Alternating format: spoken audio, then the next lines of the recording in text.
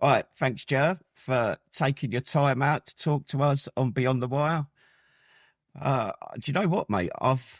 A lot of people have said some very good things about you. They say you're an amazing character, and the work you're doing is incredible. So I'm very excited to hear from you today, as Well, I'm sure thanks. Steve is. You got a Thanks for. lot to live up to. I was going to say, don't get too excited. I wouldn't believe the hype if I was you.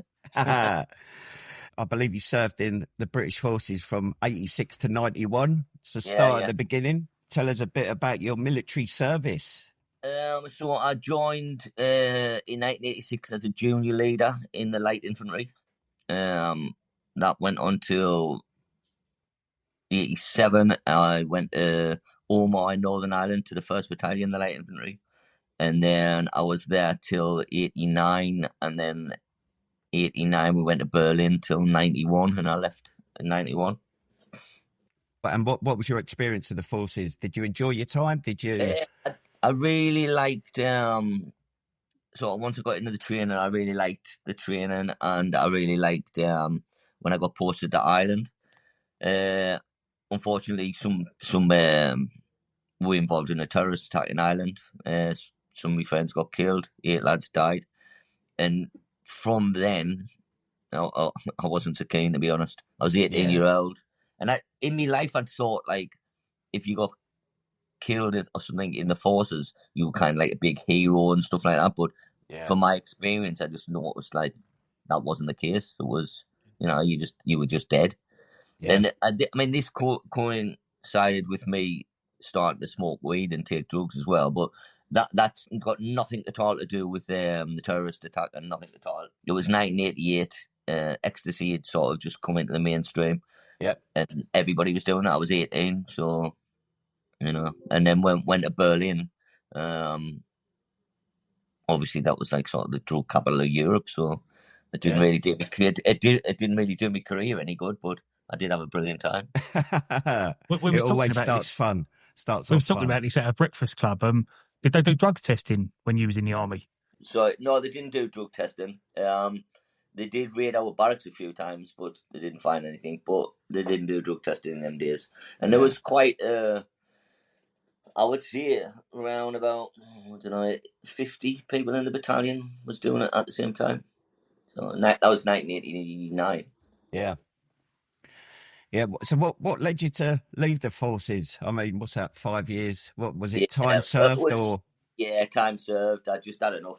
I'd sort of been to school, quite strict family life, been to school and joined the army straight away at 16. Yeah. And I just, the world was a different place to us now. Like, I'd sort of experienced different parts of the world, and I just wanted to do other things. Yeah. I never regret my time in the army. Yeah. And I've still got friends from that time, but I just it sort of ran its course. Possibly. Yeah. I'll tell you a quick story. Actually, Go on. what actually made me mind up to leave the army is I went to see the Happy Mondays. The Happy Mondays stuff. Yeah. And I took acid the night before to go and see at the Happy Mondays in Berlin. And the next morning we had a BFT, and I was still wrecked. And I ended up having to go into the back because I was paranoid with everyone was talking about us. Yeah. Then I got back. I was last, and then I fell on the ground, exhausted. And then everyone marched away, but in my eyes, they turned into the band of Dumbo. With quality. So I just realised now's the time. I've got to make a decision if, like, am I going to just be in the army or, not when it was time to leave. Yeah, I think you made that interesting point there that the army teaches you to makes a man of you very quickly. And I mean, I was quite late joining, so I was 21. I know, Steve, you joined straight out of school, didn't you, at 16? Yeah, and 16. I don't think people appreciate that. I mean, my time in Afghanistan, I remember being in a patrol base, and the infantry sniper was like 19 years old. And I just think to myself, that's a lot of weight to carry on a 19-year-old's shoulders. And I mean, obviously not everyone's a sniper, but just being in that environment, because it's like, it forces you into manhood very quickly. Yeah, it does. It opens your eyes to a lot of a lot of things, and not not necessarily a lot of good things either. You see stuff that you shouldn't see when you're a kid, and some things you see nobody should see. Doesn't matter how old you are, but I totally it agree. happens, and we all knew what we were signing up for, so I'd never complain about it. So after leaving the military, I know later in more recent years that you've done a lot of charity. Yeah, but so what happened after leaving the forces? How did you find that transition? Basically, I carried on taking drugs and enjoying myself. That's basically what I was doing. I was going to a lot of raves, things like that. Yeah. Out of kind of work, doing very little work. If I'm blatantly honest, doing very little work. Just enjoying myself all the time. And then my best friend, who I joined the military with on the same day and everything, he killed himself, and that was like a turning point in my life. Thinking like, was it because of the amount of drugs we were taking? Yeah. I mean, these were party drugs. These weren't like heavy, like heroin or anything. It's just ecstasy and stuff. And he killed himself, and I never got the answers really. So I went to the doctors, depressed, and with them sort of delving into my past, they came up with the thing that I had PTSD from what had happened when I was in Ireland. Yeah. And it sort of kind of, some of it kind of fitted in with it. So I ended up doing some counselling and some stuff, but I was kind of spiraling. I was drinking a lot, taking drugs, and then not long, I think I got a dog. They told us to get a dog, so I got out more. And when I got this dog, I got attacked and nearly killed off 2 dogs. Bloody hell. On my local park, so I got 38 stitches in here. I had 8 in my leg. I had so many puncture wounds, but I had 3 discs sticking out my back after. I went 10 years of absolute agony, and because of that, I become addicted to painkillers, some painkillers. That's really where my problem with kind of drugs came in, because the other drugs, I always sort of never thought I was addicted. I was more of an enthusiast. That's what I thought to myself. But with the painkillers, I delved into a completely different kind of world. Yeah. Big, deep depression, and I was taking tablets because it said you had to take them with food. So every time I had some food, I was taking them. Just in my mind, it was in case I wasn't hungry later on. But obviously, in reality, that's absolutely mental thinking that. But that's what happened with me life for about 10 years. Yeah. I think so. When I came out of the forces in 2010, I descended into cocaine and alcohol addiction. I now work in a recovery centre supporting veterans down south, and I don't think people realise how prevalent addiction to prescription medication, particularly painkillers, is. I think they always think, oh, it's heroin, cocaine, alcohol, but the amount of clients we work with that are addicted to painkillers, and you think the NHS sort of give them out quite willy-nilly, as it were, don't they? But I never, and this is only what I learned later in life when I was doing this type of work. I never once had a review of my medicine. Yeah, okay. So in the end, I was taking 32, I think it was 33 or 32 painkillers, different types a day. That's just mental, you know what I mean? Yeah. And it's only later that when I was doing a lot of work with the NHS, they were saying you must have a review every year, and I never had one review at all. And when I was saying this wasn't working, they were saying take this one as well, not instead of taking it, take this one as well. So it just spiraled, and you just, I don't know how it happens, but you just get addicted really, really quickly. It's really hard to stop. Yeah, I think it takes, well, painkillers, it not only takes away the physical pain, but the mental pain, and it becomes easier. I know certainly for me, it was my crutch, cocaine. I couldn't see a life without it. So how did you go about getting clean, getting off the painkillers? So I was taking cocaine as well, right? But bizarrely, I was taking cocaine in my mind to make us normal from all the painkillers, because I was tired constantly. And I was smoking weed. And anyway, when I was younger, I used to get into trouble with fighting at football matches. So my house had been raided by the police a few times. But then my house got raided, and I had a daughter, and I think she was about 4. And that's what spurred us on. I just thought that's never happening again. So they found some cocaine, they found some weed, and obviously painkillers, but I was prescribed them. Yeah. So that was 2009 on New Year's Eve, and then I just thought then, right, well, I'm just going to stop. When I went into the cell, I just thought, right, that's never happened to my daughter again. So Yeah. I just stopped. So I just went cold turkey. It was a stupid idea, to be honest. Absolute nightmare. But I'm through it now, so I can laugh about it. At the time, it was horrendous. You know, I even stopped drinking. Yeah. So you didn't the police or GP, or there was no medical intervention, no support that I side. went to I signed up for kind of a drug awareness kind of course thing. But if I'm blatantly honest, I did that so the court couldn't make us do it. You know, because if you do it yourself, the court can't make you do it. So that's why I did that. I didn't really want any help. I went and had a meeting a couple of times, and I'd already sort of slowed my drug taking down or taking less because of my daughter. So now I thought, well, there isn't any point in cutting down. I might as well just stop completely, but also stop the alcohol and the prescriptions and everything all at once. And you know, I didn't. People think I'm lying when I say I didn't sleep for about 6 months. That is really true. I didn't. I might have dropped off for an hour. Yeah. Because my body was so used to the opiates and the weed, especially the weed, because I'd smoked pure weed for about 20 years every day. Yeah. You know, stopping that was difficult. And it was difficult, it was hard, but it's the best thing I ever did. There's no way I'd be doing this, you know. No way in the world I'd be doing this if I hadn't took that sort of step. Yeah. And I mean, it's as I said, I work in recovery services, and trying to explain the potential to veterans that are suffering, battling addiction, and to say, like, trust me, mate, it's hard, but it's worth it. It's the biggest battle, getting that across to them and making them realise that there's a life worth leading and that they can give so much back. But well done for being clean and sober, and well done for doing it on your own, because as you say, that ain't easy. No, it wasn't easy, and like I've drink now, you know, and I'm not as square as I was, but you know, it isn't.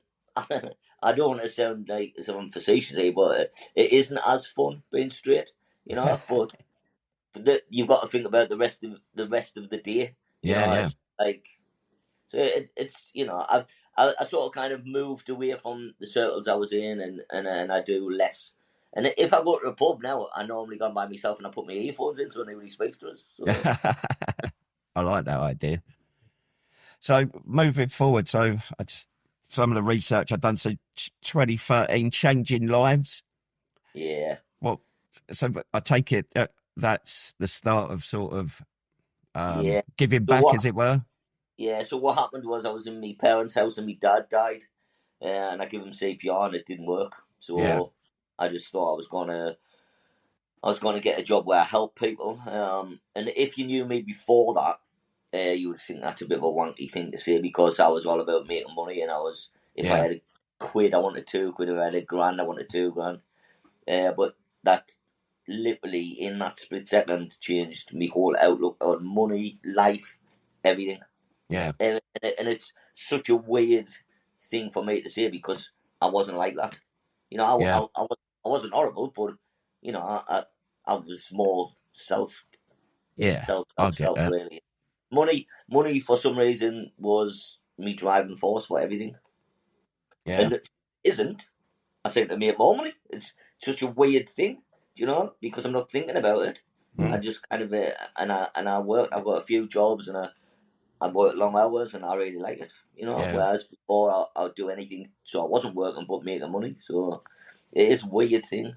So the change lives thing, I went there and I paid my own wages for 10 months, and just volunteered. But I volunteered full time, doing 9 till 5, 5 days a week, and I wanted to learn, basically. So I took every single free course I could get. I took that. And then I got a job with them. And then as I was working for them, I moved up sort of the ranks quite quickly. I went from just a support worker to sort of a managerial role. And then in my spare time, I was starting like looking after veterans as well. Yeah. Which I'm guessing led into working with homeless veterans, the homeless veteran service. Changing lives is the kind of was like the homeless part of it in Sunderland. That's what I was doing. And then I was finding when I was going around the hostels, I was finding lots of veterans that were in the hostels for no reason other than somebody put them there. Like they didn't have to stay, but they didn't grasp that they could move on. So I moved a guy. An old guy into sheltered accommodation, and it only took us about 2 weeks to get all his benefits, get him moved, and I just thought, well, that was easy enough, I'll help loads of people. Yeah. Then they actually got funding, Changing Lives, so we call it Homeless Veteran Service, but I didn't like our morals didn't match, to be quite honest. Okay. Which you find with a lot of charities. My models, the way I looked at it was I was a veteran who lived in Sunderland, so that money should have went to veterans in Sunderland, and it quite clearly wasn't. So I left after the year that I did. I left and set it up myself. Yeah. And what did you find it easy to? So this is setting up veterans in crisis. No, it wasn't easy. I mean, it was big to leave to paid job, and then to use me savings to set this up. I didn't have an office or anything. In fact, I'll show you what I had. So I just had this £10 pay-as-you-go mobile phone. It looks like a burner phone. Yeah, it's a burner phone, right? Yeah. So I had that for clients to ring, and I used to use Greg's as my office. You know, Greg's the bakers. Yeah. I used to take clients in there every day, and that's how it started, really. And I had my iPhone for emails and stuff like that. Yeah. But I needed another phone for the clients to be able to ring, so I just had that. And then it just kind of grew from there. I think after the first month, I think I had 20 clients. Well, I had to get out of Greg's because I was going to get type 2 diabetes. But yeah. So what was it a case of just literally getting out into the community, locating street homeless veterans and supporting them back into accommodation? Yeah. My sort of brief at the beginning was I just wanted to make Sunderland the best place in the country to be a veteran. Right? That's what I thought in my own head. And obviously, because I'd worked in housing, I knew people and I knew veterans before.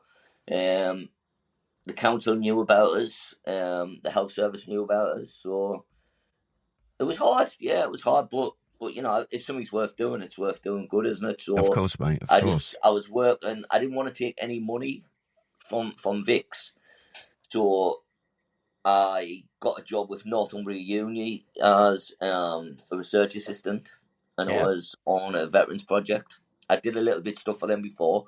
So for the first 3 years, I was just under 3 years, I worked 18-hour days. Yeah. 2 jobs to get this up and running. And then after 3 years, we could put in for funding. The first bit of funding I got, we had a girl called Claire, who's our general manager now. She was on a placement, and the day she left uni, I gave her the first funding we got, which was about $7,000. Yeah. And that was becoming admin assistant. And it just grew from there. So in those early days, what did you get support off the council? I mean, you mentioned about the you had contacts in the housing department. Yeah. But what? Go on. The department knew about us, so they knew how to get people housed pretty quickly. So in Vix, the quickest. So I try to do it, bring the light in front of me. I try to do everything really quick. And I try to give them all kind of incentives to if you can do it quicker. So the quickest that from street homeless to a flat viewing's 15 minutes. Fucking hell. Well, and that was in the early days. Yeah. That's incredible. Yeah. Now we don't have street homeless veterans in Sunderland. It's amazing. So I've got an emergency flat upstairs. We've also got 3 flats getting done now to move people in. Yeah. But I've got good relationships with Gen 2, which is a housing provider. with the local sort of estate agents. So we don't have street homeless veterans. That's fucking incredible. Yeah, fair play. That needs to be Brilliant. shouted about. That does. It's the way I look at it, right? It's because of the whole city works as one. Yeah. So we have a hashtag saying one city, one partnership. So we have a armed forces partnership in Sunderland, and that's like the council, us, every one of the big hitters, the NHS, the uni stuff, and we all work together. Yeah. For one goal that we help veterans. Nobody's in it for themselves, you know. So that's exactly what you need, really. Yeah. And I think that kind of model could be put around the country, no problem. Yeah, definitely. Because You this just is need somebody who's prepared to sort of ask for stuff, because I'm not shy. yeah. I'll ask for it. And if people can turn us down, I'm not bothered about that. But I will ask. Yeah. You know? And then what I think, if I ask someone to do something, if they do it there and then I can do all the rest of the stuff. So really, them doing something quickly, then it's off their hands. Yeah. Interestingly, I share. So we're supporting a veteran down in Watford. So he's currently in hospital, but basically he's homeless, and he's got the hospital are ready to discharge him, but Watford Borough Council, how they don't class him high priority, because he was discharged from the armed forces 2024 with PTSD. He's got diagnosed PTSD. He's had 4 crisis admissions to A&E in the last year, and I've sent all like the Housing Act stuff, the Armed Forces Covenant, and they're just it's like, oh no, that's our decision. And I'm like, how? I just find I'm fighting a losing battle. And you're so right that it takes, because I'm of that same mindset as you. Like give a bit of support, and I'll take care of the rest. Yeah. And it just seems like I'm just so frustrated at the moment with it. But it sounds like Sunderland City Council, or whoever it is up there, that they seem to be on board with it, because it's about taking joint ownership. Every single sort of service in Sunderland's on board with it. So veterans in crisis are the only people in the country, and I did this in 2019, and it was still the only people in the whole country that has an armed forces champion in every GP surgery. Yeah, that's incredible. So that is, so any veteran in a GP surgery can phone up and get an appointment straight away. Yeah. And whatever their problem is, the GP surgery just rings us. Yeah. And it's just a simple thing, but if everyone works together, it's easy. Yeah. What's the population of veterans up in Sunderland? Well, in the last census, which was the first time, but you're not legally obliged, it was 10,800. But we think more in the 20,000s. Yeah. Because it's one of the highest recruiting grounds in the country. We have the highest Remembrance Day parade outside of London in the whole country.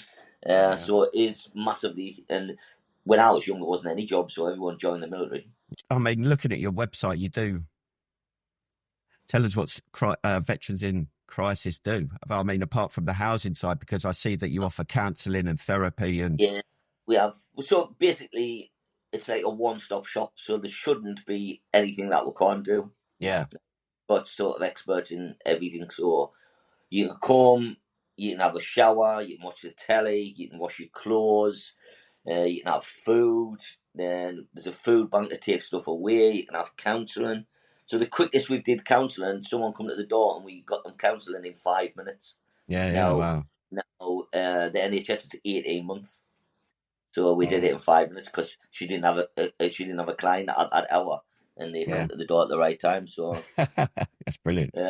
So then we've got the emergency apartment just in this building. We have the emergency apartment. We have a counselling suite. We have a media suite with a podcast. And we have another building where we have group sessions. We've got a removal company. We've got a waste removal company. We have merchandise. All these things is because we're a community interest company, so we try to make businesses for veterans to work in, and then that money comes back in for us to spend on clients. Yeah. So it's a whole sort of whole kind of system, and everyone here other than me has been a client. So Claire is the only civvy, and her uncle was a client. That's how she came as a placement. But the rest of the staff have all been clients. Yeah, that's brilliant. It's that circle of... Yeah.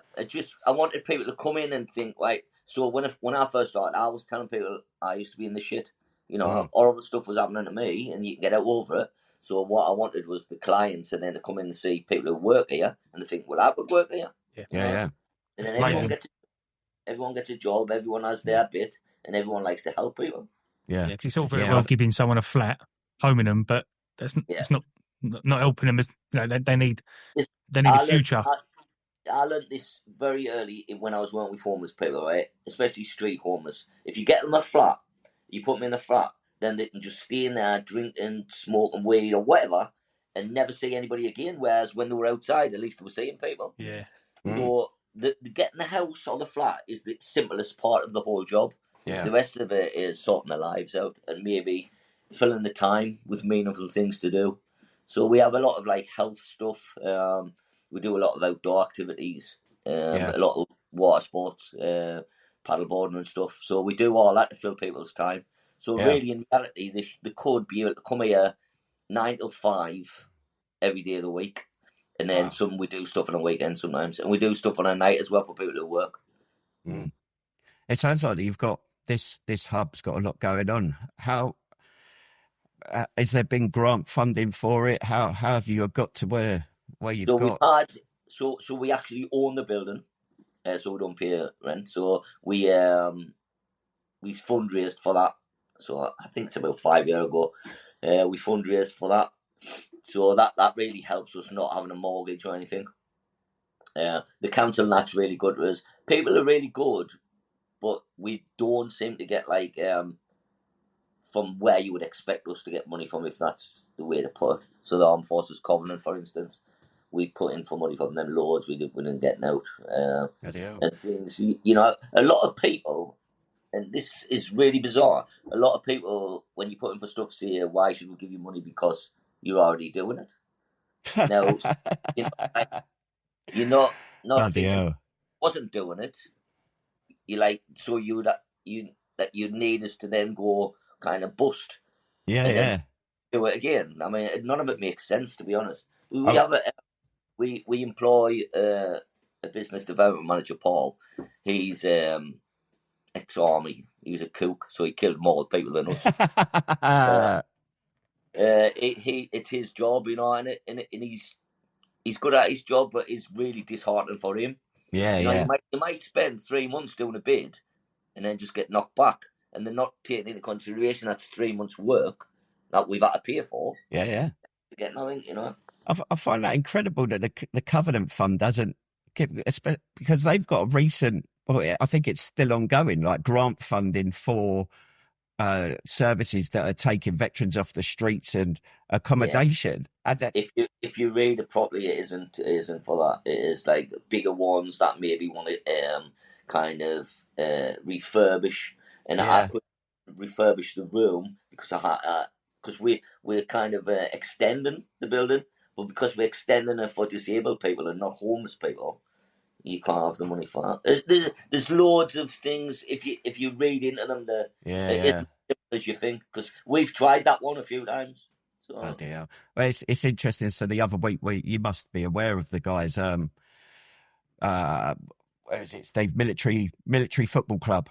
Yeah, and football club. I think one of them was telling us how they've applied for funding, and a lot of the reaction they get is, how's football going to help mental health and stuff like that? And it's like, how naive, how very just blinkered that sort of response is. And it is frustrating. It's really hard getting funded, really hard. But that's why I made a community interest company instead of a charity, so we can make our own money. I'm not bothered with money for free. It's nice when you get it, but I'd rather make my own money. It gives other people pride in actually doing stuff, and then I'm not beholden to anybody there, man. So if we make the money where we want, and the way I want to spend it is I want to make people's lives a bit better. Yeah, exactly. So just if there is, in terms of if there's a veteran that's listening to this that needs support, I mean, I guess if they're from Sunderland, you're probably going to know about them. But Yeah. what could people expect? Say somebody reaches out to you tomorrow. What can they expect? So if they reached out tomorrow, so the idea being they just come along, we'll fill a referral form in, and we'll start there and then. They could, tomorrow we have a thing called the Gunners Club, so it's a coffee morning, and they play dominoes and have free Greg's food and cuppers and stuff like that. Everything we do, you don't pay for anything. There's not one service that anybody has to pay for, because I wanted everyone to be inclusive. Yeah. So we could sign them up depending on what their problem is, basically. If they needed mental health, if they needed counselling, they could be in on Thursday when the counsellor's in. Yeah. If they needed somewhere to live, they could live upstairs. I'll get them a flat. You know, it'll be quite easy depending on what their problem is. Yeah. And we only work in Sunderland because when I started there was only me. And what I didn't want to do is I didn't want to water down the service. Yeah. And what I think is if every place in the country looks after their own, it's a lot easier. So without doubt. Charities are just paying fortune for buildings and wages and stuff like that, and then money's not getting filtered down to the grassroots people who's doing the work. So if you just help your own, I think that's the way forward, really. Yeah. You know, smaller little groups. And the thing, so I know sort of all the services in Sunderland, so I'm there straight away. Who do we do? Go to them. Whereas you'll know down where you live.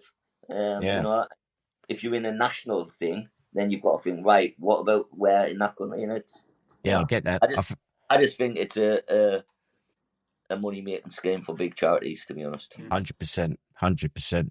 And I think it was Andy Powell from Healthier Heroes who said, I like the phrase he used about everyone goes on about levelling up, but actually we need to level down. And it's that thing of, which is so true, that grassroots, like yourself up in Sunderland, me and Steve down in Stevenage and Hertfordshire, we know the guys that we're dealing with and girls, and it is about giving that power, to devolving the power. So in terms of support, or if somebody listening wants to support, apart from the obvious of give me all your money, what can people do to get involved? People, if they're in a business, they can offer jobs. You know, they can fundraise, they can drop food off for the food bank. So we call it a ration replan. So I like that. Yeah, they can drop that off. It's just we didn't want, like, in everything I do, I think back to like when I was a kid and people had like free school meals. Yeah. They used to get tortured for it, right? So in Sunderland, I don't know what it's like around the country, but you get like a kind of a form that you have to take to get your free stuff. Yeah. I don't like that. So what we do, it's on the second floor. We just, when they come in, we just give them a carry bag and just say, go and help yourself, get whatever you want. Yeah. I don't want to stand behind them saying like, get yourself some rice or whatever. I think handing people bags of food that's got half the stuff they don't like. Exactly. I can't see the point in that. So our whole idea is to just go up and help yourself. Yeah, we get loads of we get stuff from Greg's, KFC, Nando's. So there's loads of frozen food as well. Yeah, it's good. And what about the future for veterans in crisis? So we should, in the next couple of months, hopefully we'll have 3 flats. And we will. So what happened was I've got planning permission to sort of extend this building. And then some brilliant architects in Sunderland. I just wanted a little thing at the back. They did this thing for free, and it just looks like grand designs and having that, you know what I mean? And so I'm looking for the money for that, to pay for that. We got the money, and then we had to do loads of tests on the ground. And now we've got to get something called pile-driven foundations. Yep. And I know nothing about building, and I know that costs about 20 grand. So that's where I am now. I'm going to have to bite the bullet, pay for that, but then not start the building. Yeah. Because what I don't want is to start building and finish with and sort of run out of money halfway through. Because it's used every day, this building, so I cannot have that. So hopefully, touch wood, we'll make enough money to pay for that, and that's done by the end of the year. Yeah. And then the 3 flats, and then I try to start a media company, so Veterans Vix Media UK, and that is to sort of fit in with the new film studios in Sunderland. Lovely. So Sunderland's going to have the biggest film studios in Europe, so that's a kind of thing for that. Excellent. So what are your plans?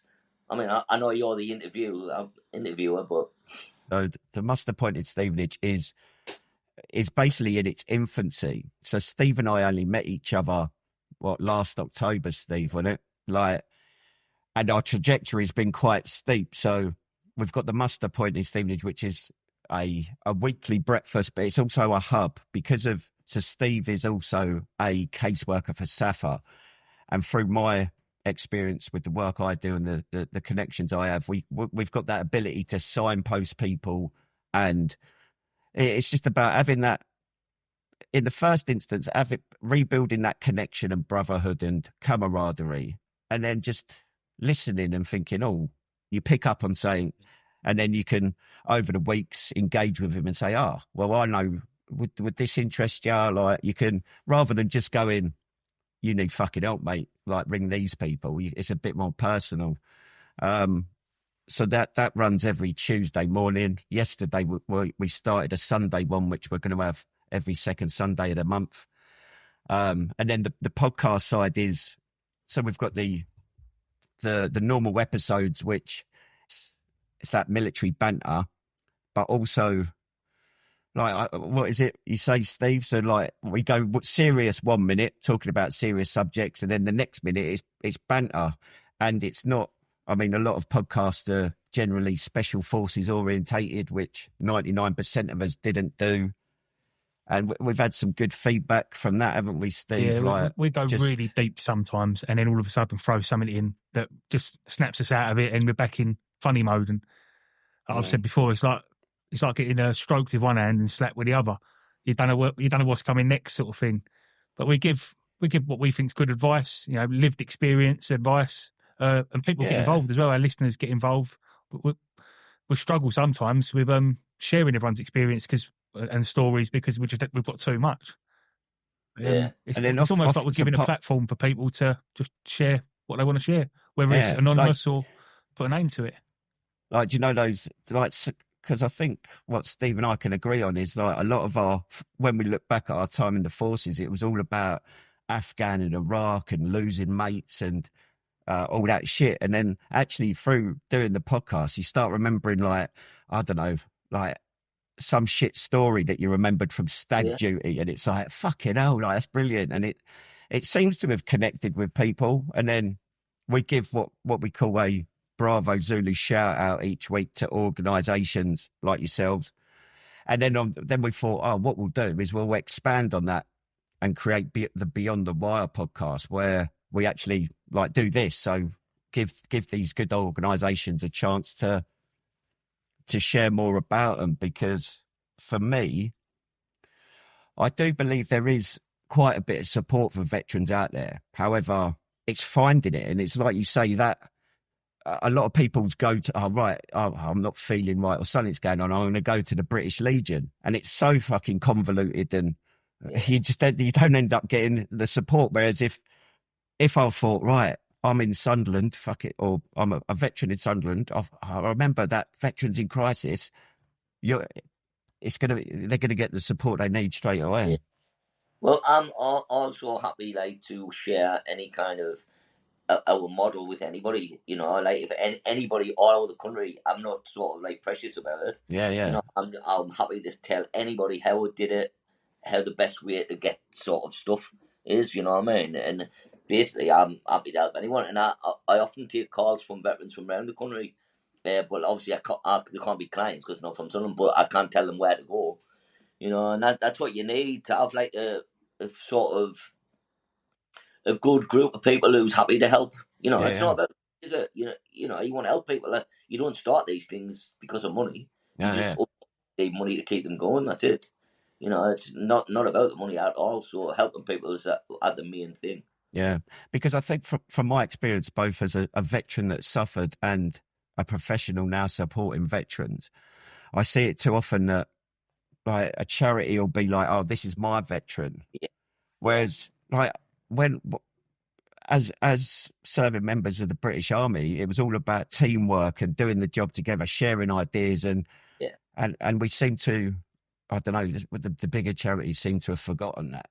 Yeah, I think that you couldn't have said it any better than that, because what you'll think is that they'll think, oh, but if I let them help them, they'll get the funding next time. Yeah, It's not about the funding, you know what I mean? yeah, It's all about helping that person. exactly. So if you help that person and you're a good organisation, you got to get money in the end. You know, Yeah. like people will always remember that. That if you're just happy to help people will always remember that. Yeah. That in my experience. Yeah. So have you had any engagement with Valor or? I haven't. I've had a visit from Veterans Minister Al Cairns. Met him in Parliament, and then he came here to visit. He was really impressed, and sort of said to him then, like, this is what you need. Different things, grassroots level, around the country. There's no point in starting something and letting the big people take care of it again. Because it's been happening for 100 years, and we're in the same place, aren't we? So exactly. You know, and what you end up paying massive amount of wages. You pay for officers. You know, and it seems a waste of money to me. But if you involve the smaller organisations at grassroots level, there can actually be a massive change, because the likes of us, the likes of you, the likes of Andy, in Burnley, you know, we all know that area, and that's the way it should be. And that can't be that difficult to organise. It can't be. This is what I think. I think it needs someone in government just to go to like the local councils and say, work with these people, just fucking do it. Like, and then, as you say, we'll do the rest. Like, just give us the support, because that's my I don't know, sort of imposter syndrome, I guess. I always think, so when I'm writing these emails to Watford Borough Council, I'm thinking, they're not going to fucking listen to me. I'm Stu from the Muster Point. What do they give a fuck? And there's probably something in that. And it almost needs to be like, in each county, maybe. Each county, right, this is your go-to person, or like work with him. Because the fact that there's no homeless veterans in Sunderland it shows that it can be done. It can. And the model, and I said this to the Veterans Minister, the model that we use with the partnership with the council and everything, you should use that around the country. And with the partnerships happy to share that model. Yeah. It's so easy. As long as you've got all the people that are in it to help, and nobody's for themselves. Yeah. Because nobody gets any money out of it. You don't get any funding or anything, you know. But we meet every month, and you're prepared to sort of do that. So if I see I don't know, the university, I've got a veteran who wants to go to university, we need this, and I'll say, all right, and then they sort it out for him to go to university. Yeah, that's brilliant. It's really simple. It is really simple. It's so simple that's why people don't do it, because they think that can't work, because that is that simple. And I'm a genius, and if I've come up with it, it can't be that difficult. And that's the thing, the simple ideas are the best. When you start overthinking things, it's when it goes to rat shit, right? Yeah, it's too much thinking. Just have an idea and then give it a try. If it doesn't work, it's all right. Yeah. But, you know, I would say 95% of the ideas I've had worked. Yeah. And have you shared that around the country with anyone and they've started implementing it? Or so I did a talk at the ASDIC. Do you know what ASDIC is? Association. Oh yeah. So I did a talk at one of their conferences, and I've did talks around the country, and I just, it is a simple idea, you know. And like I say, I'm happy to share with anyone. You know, I don't want my name on it. I don't want Vic's name on it. I just think it's a really good model and an easy model for people to use. You know, and the council one for Valor definitely should take the model from Sunderland on Forster Partnership, because we just won gold at Soldier on Awards for that model anyway. Yeah. So it shows you it works. Yeah. You know what I mean? So, and we would be happy to share that around the country. Yeah. Well, if I'd love to have, I'd love you to share it with Steve and I. I really would, because certainly Stevenage Borough Council are engaging with us. They realise that things need to change and can be done better. And like, it'd be good just to, if I could say, actually, look, this is working in Sunderland. Maybe even get you down at some point this year. Yeah. Just to add weight to it, because listen, you two are quite welcome to come here. We've got a flat here to stay in. I can get you to meet the council, and if we did it at the same time as a partnership meeting, that will get you in there to speak, and you can come and see the way it's run. Yeah, that's brilliant. We need to do that.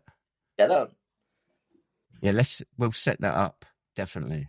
Yeah, definitely. I'm more than happy to help you with anything, and I think when we're offline, I think I might be able to help you with that guy coming out of hospital as well. Okay, excellent. So, is there anything else that we've missed that you want to discuss, that you want to mention? No. Obviously, I'll put all the details for Veterans into Crisis in the show notes and on Facebook when it goes out. We're looking at this all. So we've got, where are we on my calendar? So the 13th is covered. So this is going to be possibly the 27th of June. Is that right, Steve? Yeah, that looks about right to me. So yeah, is there anything else you want to add? And I'll stop recording. Thanks for inviting us on to be a guest. Thanks for coming. Thanks very much. When I get the new studio set up, you can be my guest. Yay! Be introduced to a real studio instead of Steve's kitchen, although we're doing it remotely today. If you do come up, then we'll do a podcast while you're here and the stuff. That'd be brilliant. Yeah, great. All right, thanks very much for your time. Thank you. Yeah, cheers.